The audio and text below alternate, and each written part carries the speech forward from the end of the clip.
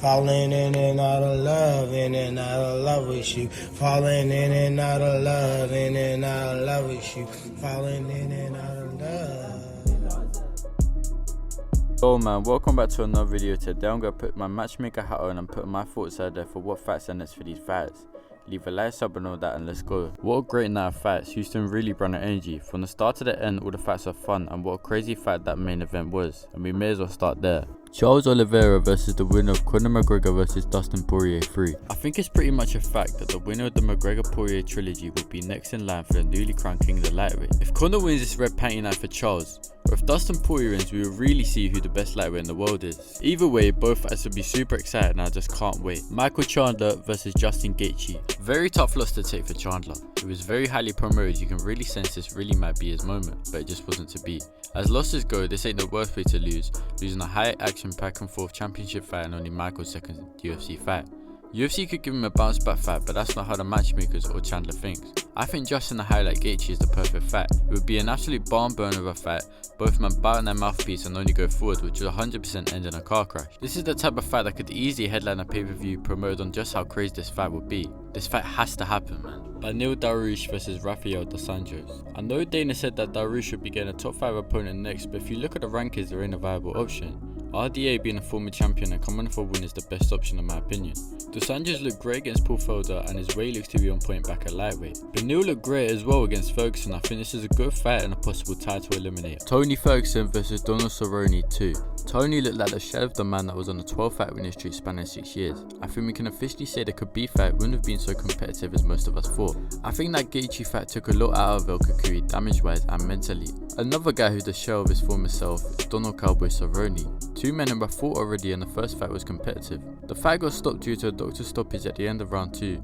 I know this shout is a bit out of left field, but I think it's a good retirement fight for both these guys, and I can't believe I just said the word retirement when talking about Tony Ferguson. The game moves quick, man. And if you don't like this fight, another option is the Irish Dragon Paul Felder. Katlyn Chookagian versus the winner of Jennifer Maia versus Jessica Ai. Katlyn is in a weird spot because she's beaten most of the contenders at flyweight but so easily got beat by the champion. I guess it just shows how good Valentina is more than anything. Katlyn has already beat Maia but did lose to Ai. There's not many options for Katlyn, so this will do. Viviane Araújo versus Cynthia Calvillo. Viviane didn't look bad against Chookagian and did control her on the ground, but just got outpointed by Katlyn. Viviane is very physically strong for this division and got really good jiu-jitsu.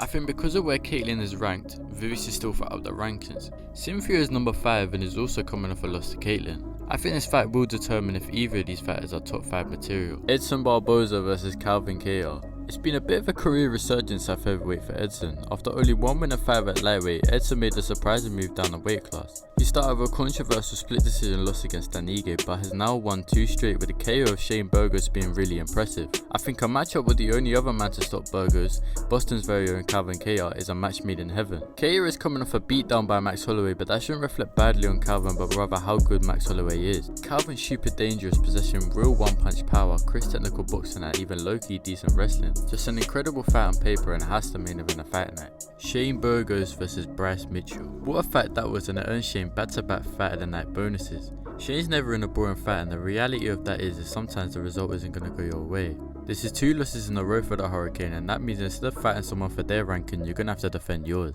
Bryce Mitchell is that guy. He's unbeaten and on the rise. Bryce looked incredible against Charles Rosa and won a tough decision against Andre Touchy-Feely. This is a big fight for Shane and will be extra motivated because he 100% doesn't want to lose 3 in a row. Jacare Souza, retirement. It was a hard watch seeing Souza get his arm snapped like that, but MMA is a cruel world and I ain't got much to say, then I think it's time for him to have that conversation with himself and hopefully for his legacy's sake, he calls it a day. Andrea Lee versus Alexis Grasso.